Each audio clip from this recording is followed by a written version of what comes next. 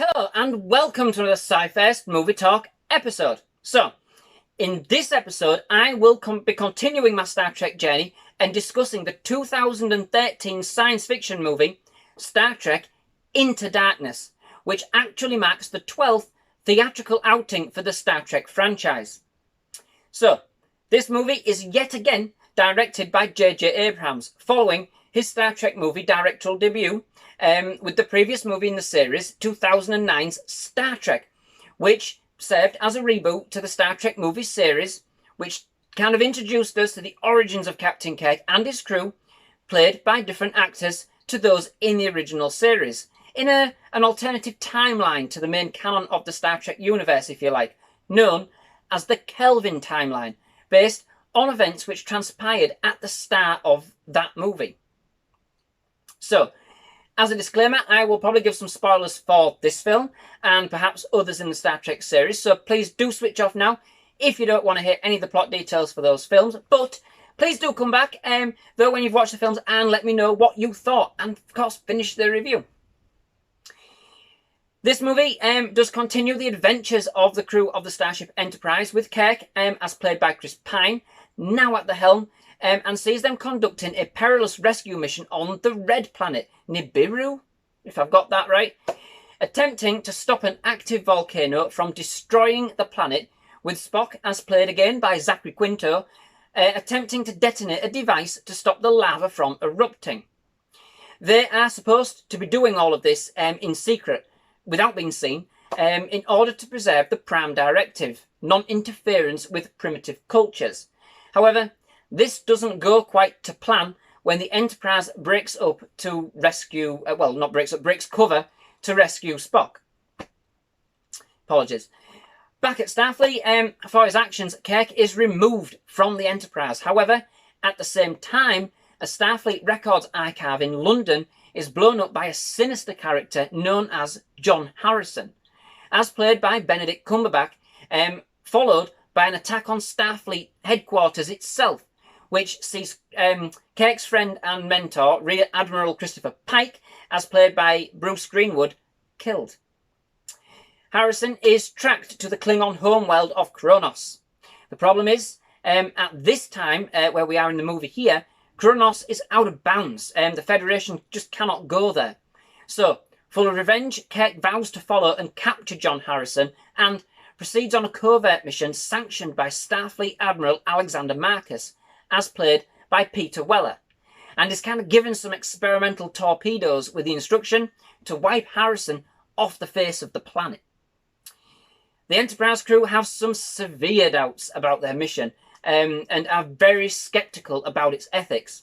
So strongly, in fact, does Scotty, as played by Simon Pegg, object that he actually resigns his position as second officer and chief engineer on the Enterprise, which sees Chekhov, as played by Anton Yelchin, don the red top, a move which so clearly filled him with terror.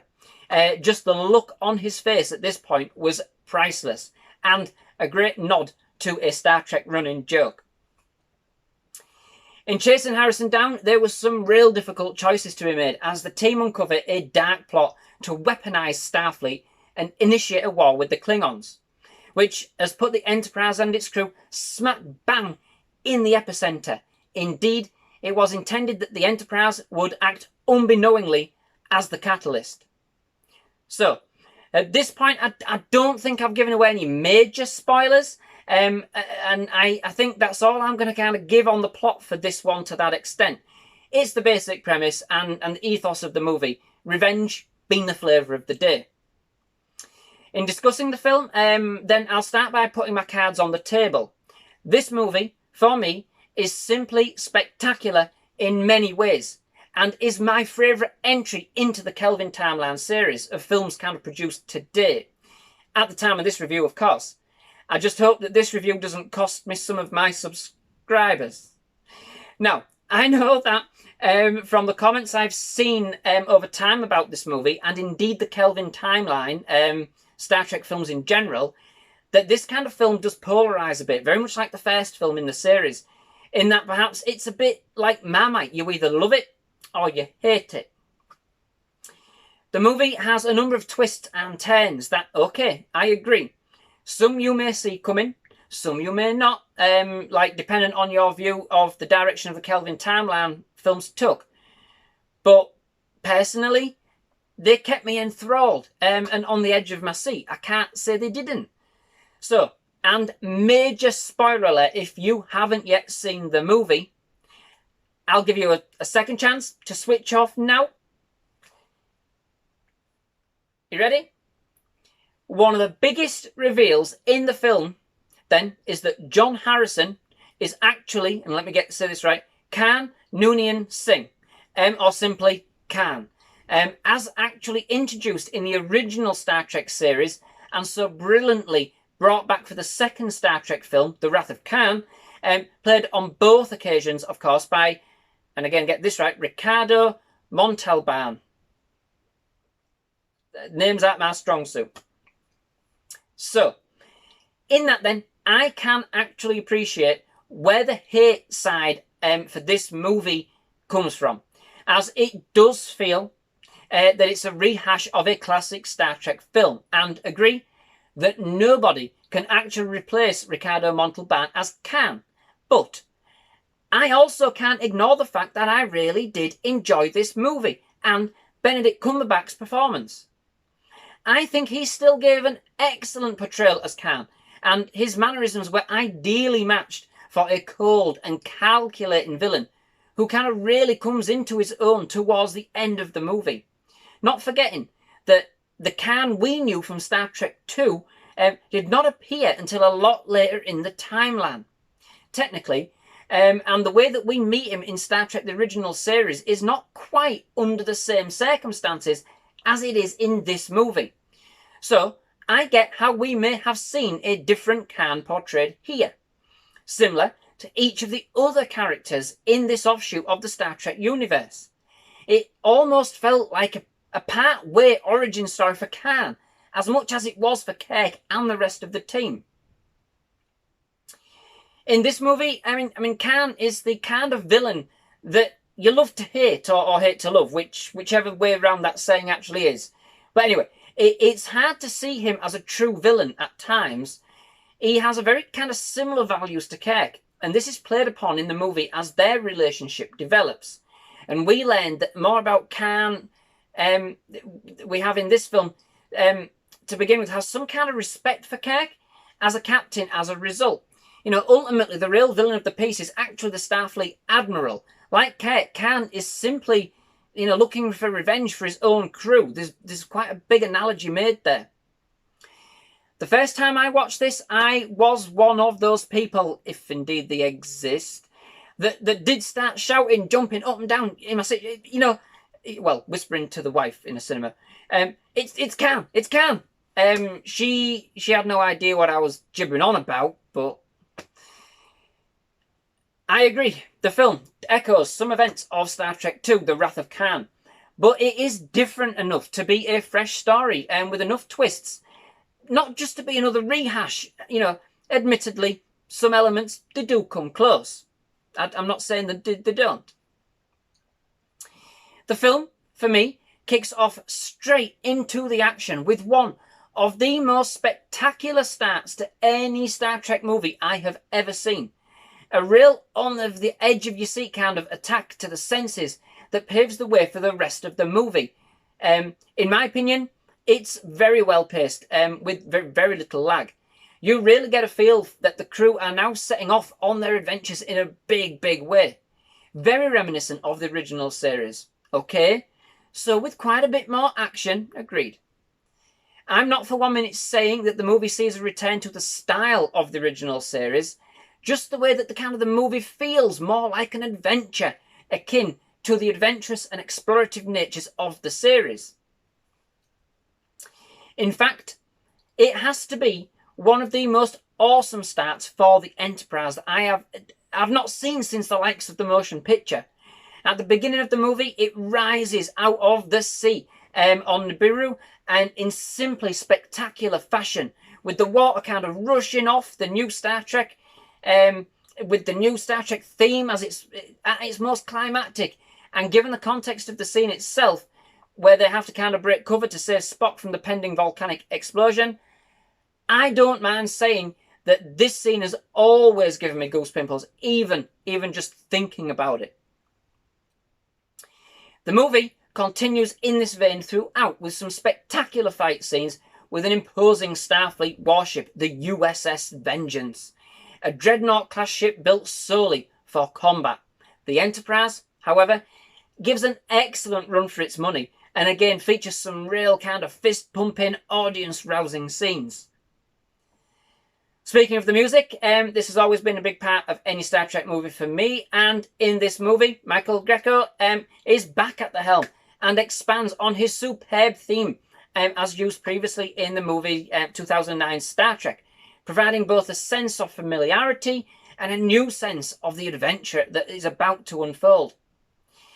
This time around, we are treated to not only his now signature tune for these alternative timeline movies, but to some new, breathtaking and sometimes haunting themes which complement the movie in exquisite detail. The other element that I especially like in this film is the character development that ensues throughout the film, especially that of Kirk. The first film in the series certainly established the characters on their own terms, but this film delves more into kind of Kirk's frame of mind as a young and inexperienced captain. It's this inexperience and hot-headed eagerness that for revenge for the death of his friend that kind of puts him and the Enterprise in a prime place to become a patsy. He's blind to what's going on around him, but it is here that he learns to trust in his crew. Friendships are forged in this film. Kirk finds it hard to work with Spock at the beginning of the movie, but by the end, you can feel that their friendship has developed to that we've come to know and love from the Shatner-era films. At the beginning of the movie, the crew are just that to Kirk, the crew. But by the end of the movie, they stand fast and refuse to evacuate the Enterprise in a real solidifying, that's it, Star Trek family moment. They develop the same camaraderie that we have been used to in the other films in the overall series. And this really does shine through as the movie progresses. One thing that was a little disappointing was that in the film, in one scene, it kind of took a little bit from Star Wars, I thought, or a very, very similar style, during a chase scene between a shuttlecraft and some Klingon vessels. The scene itself is stunning with regards to the special effects, and it's a great treat to see the Klingons return in the franchise. It just seemed a little bit formulaic at that point. Kind of been there, got the t-shirt perhaps. Furthermore, it would have been nice to actually have seen more of the Klingons, in my opinion.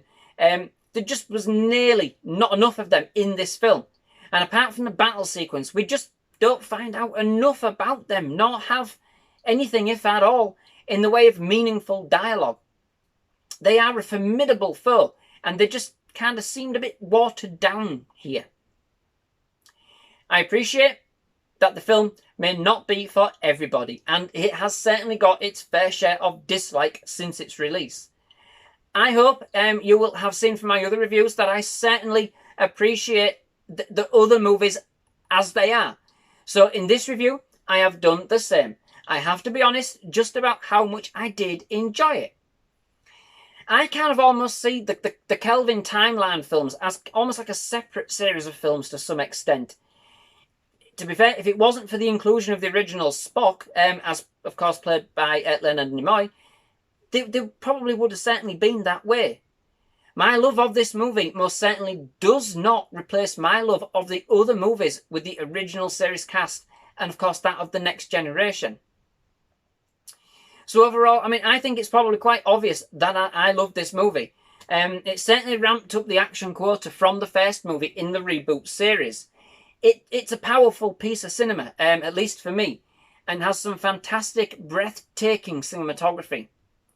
It delivered, for me, a more of an intriguing story than its predecessor, and really kind of makes you work for each piece.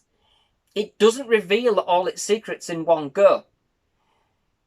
And I'm pretty sure I saw another Tribble. Oh, I like the Tribble episode in the original series. Anyway, I keep looking out for the Tribbles. So, that brings me to the end of this episode. Thank you very much for watching and bearing with me, of course, if you didn't like the movie. But I hope you've enjoyed my review anyway. If you have, please do leave a like. Please do hit that subscribe button for more movie reviews, more trailer reactions, more other movie-related content. But most of all, please come back to SciFirst Movie Talk. We'd love to have you. Thank you very much for watching, and goodbye.